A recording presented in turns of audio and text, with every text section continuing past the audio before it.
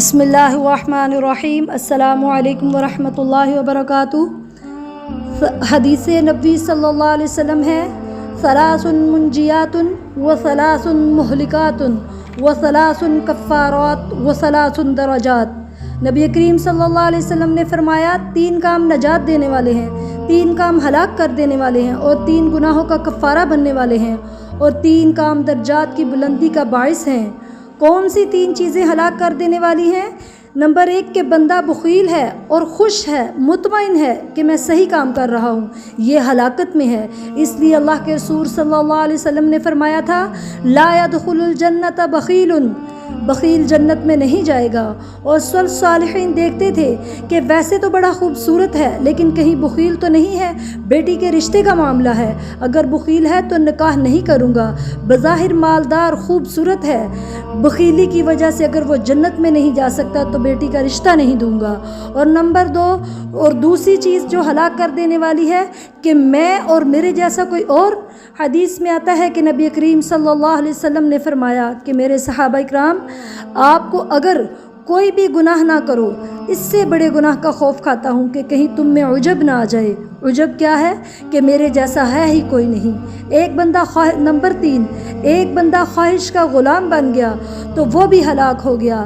جو خواہش کا غلام بن جاتا ہے اس کا دشمن اس پہ سارے شوق پورے کر لیتا ہے، اور دشمن کون ہے؟ شیطان ہے، جو اپنے سارے شوق پورے کر لیتا ہے۔ اسی لیے نبی کریم صلی اللہ علیہ وسلم اکثر یہ دعا مانگا کرتے کہ وَلَا تَكِلْنِي إِلَىٰ نَفْسِي طَرْفَةَ عَيْنٍ، کہ اے اللہ مجھے آنکھ جھپکنے کی مانند بھی میرے نفس کے حوالے نہ کرنا، کیونکہ یہ جو نفس ہے یہ خواہشات کا تابع ہو جاتا ہے۔ اللہ ہمیں نفسانی خواہشات کے تابع ہونے سے محفوظ فرمائے، اللہ ہر وقت ہمیں اپنی پناہ میں رکھے۔ اور کون سی تین چیزیں ایسی ہیں جو نجات دینے والی ہیں؟ کہ خلوت اور جلوت میں اللہ کا خوف ہونا۔ اللہ ہم سب کو نصیب فرمائے۔ دیکھیں کہ ایک بندہ، حدیث کی بات ہے کہ نبی کریم صلی اللہ علیہ وسلم نے فرمایا کہ ایک بندہ لوگوں کے سامنے تہجد پڑھتا، نمازیں پڑھتا ہوگا اور بہت زیادہ لوگوں کو دین کی باتیں بتاتا ہوگا، لیکن جب اللہ تعالیٰ قیامت کے دن اس کا دوزخ میں جانے کا فیصلہ صادر فرما دیں گے تو لوگ حیران ہو جائیں گے، کہیں گے یہ تو بڑا نیک بندہ تھا۔ تو اللہ فرمائیں گے کہ یہ لوگوں کے سامنے تو نیک تھا، بڑی نیکیاں کرتا تھا، لیکن یہ تنہائی میں بیٹھ کے برائی دیکھتا تھا، برائی کرتا تھا۔ اب آپ خود ہی اپنے معاشرے کا جائزہ لے لیں کہ دیکھیں آج بچے کے پاس موبائل ہے اور ہم نے کبھی ان پہ نگاہ نہیں رکھی کہ بچے کیا دیکھ رہے ہیں، کمرہ بند کر کے ویڈیوز گندی دیکھ رہے ہیں، سانگ سن رہے ہیں، اللہ معاف کرے۔ اور یہ دیکھیں جو لوگ ہیں، شراب ہے یا زنا ہے یا کچھ بھی، یہ بند دروازوں میں اور تنہائیوں میں کرتے ہیں۔ تو اللہ تعالیٰ ہم ہر قسم کی خلوت کی برائیوں سے بھی بچائے اور جلوت کی برائیوں سے بھی محفوظ فرمائے۔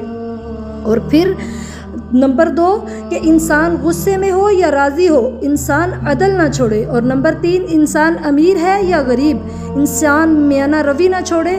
تو یہ تینوں چیزیں جو ہیں، پہلے نمبر پر خلوت جلوت میں اللہ کا خوف ہونا، اور نمبر 2 وہ راضی ہو یا وہ پریشان ہو، ہر حال میں وہ عدل نہ چھوڑے، اور نمبر 3 امیر ہے یا غریب ہے، میانہ روی نہ چھوڑے۔ تو یہ ساری چیزیں جو ہیں انسان کو نجات دینے والی ہیں دوزخ سے اور ہر قسم کی مشکل حالات سے۔ تو کون سے 3 کام ایسے ہیں جو انسان کے گناہوں کا کفارہ بن جاتے ہیں؟ آپ صلی اللہ علیہ وسلم نے فرمایا کہ ایک بندے نے ایک نماز پڑھی ہے تو دوسری نماز کا انتظار کرتا ہے کہ کب دوسری نماز کا وقت ہو میں وہ بھی پڑھوں، سبحان اللہ۔ اور نمبر 2 سخت سردی ہے، ٹھٹر رہا ہے، پانی شدید ٹھنڈا ہے، لیکن وضو پورا کرتا ہے کہ میں نے اللہ کے سامنے کھڑے ہونا ہے، تو ایسے بندے کا بھی یہ عمل جو ہے وہ گناہوں کا کفارہ بن جاتا ہے، سبحان اللہ۔ نمبر 3 کہ کون سا عمل ہے جو گناہوں کا کفارہ بنتا ہے؟ کہ پیدل چل کے جو مسجد جاتا ہے اللہ گناہوں کا کفارہ بھی بناتے ہیں، اور انعام دیکھیے گا کہ ایک قدم اٹھتا ہے اس کی 10 نیکیاں اس کے بدلے میں ملتی ہیں، اور جب زمین پہ دوبارہ رکھتا ہے تو بھی 10 ملتی ہیں۔ تو سوچیں کتنی نیکیاں انسان کماتا ہے مسجد میں پہنچنے تک، سبحان اللہ۔ اور جب مسجد میں گیا ہے، وضو کر کے گیا ہے، جب مسجد سے واپس آتا ہے تو اتنا ثواب ملتا ہے جتنا حاجی حج کر کے آئے تو اسے ملتا ہے، سبحان اللہ۔ اور اگر مسجد میں جاتے ہوئے ساتھ یہ نیت کر لے کہ میں نیک مجلس اختیار کروں گا، دین کا علم سیکھوں گا یا سکھاؤں گا دوسروں کو، تو اللہ ذوالجلال والاکرام کے پیغمبر صلی اللہ علیہ وسلم کا فرمان ہے کہ مکمل حج کا ثواب اسے بھی ملتا ہے۔ سبحان اللہ۔ اور اگر اس کی نیت یہ تھی کہ میں تکبیر اولیٰ میں شامل ہو کر نماز پڑھوں گا، لیکن وہ نہیں شامل ہو سکا، نہیں پہنچ سکا، اور اسے فکر لاحق ہوتی ہے کہ میں کیوں نہیں پہنچ سکا، تو اللہ کے رسول صلی اللہ علیہ وسلم فرماتے ہیں کہ اسے اتنا ثواب ملتا ہے جتنا سارے نمازیوں کو ملتا ہے، سب کے برابر اسے ثواب ملے گا۔ سبحان اللہ۔ اور کون سے ایسے 3 کام ہیں جن کی وجہ سے درجات بلند ہوتے ہیں؟ نمبر 1، اللہ کی رضا کے لیے لوگوں کو کھانا کھلانا۔ نمبر 2، سلام کو عام کرنا۔ نمبر 3، تہجد کی نماز پڑھنا۔